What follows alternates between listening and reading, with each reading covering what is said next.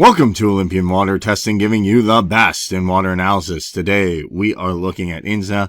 Radioactive contamination is creeping into drinking water around the U.S., and this is something we really need to take note of as it can be very harmful.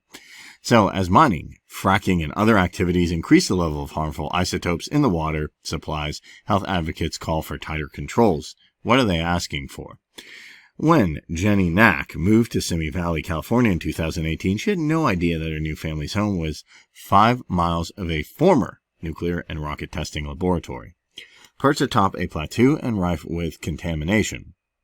Radioactive cesium, strontium, plutonium, tritium, along with a mix of other toxic chemicals and heavy metals, are known to have been released at the industrial site through various spills, leakage, the use of open-air burns pits, and partial nuclear meltdown.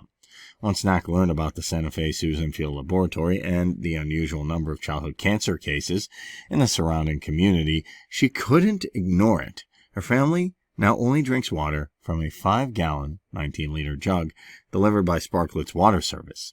In August, she began sending her 6-year-old daughter to kindergarten with 2 bottles of the water and instructions not to refill them at school, which is connected to the same Golden Water company that serves her home.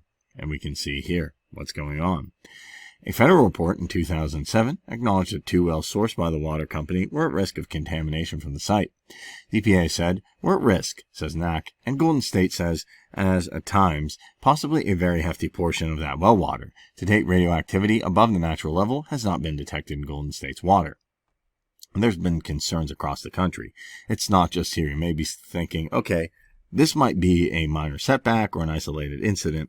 All water contains some level of radiation. The amount type can vary significantly. Production of nuclear weapons and energy from fissionable material is one potential source. Also, mining for uranium is another. Radioactive elements can be introduced to the water via medical treatment, including radioactive iodine used to treat thyroid, and it can be from unearthed during oil and gas drilling or any other industrial activities, cracking into the bedrock where radioactive elements naturally exist.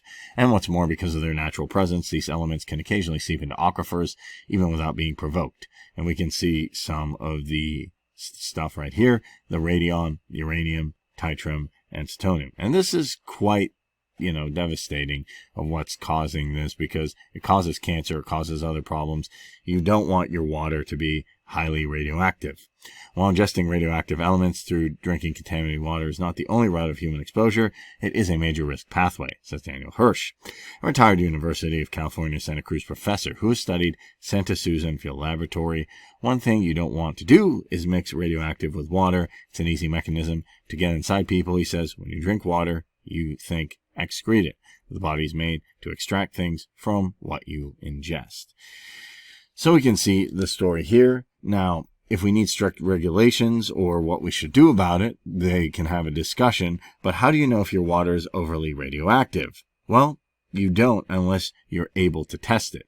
That's why it's always a good idea to periodically test your water for things like uranium or any other radioactive chemicals.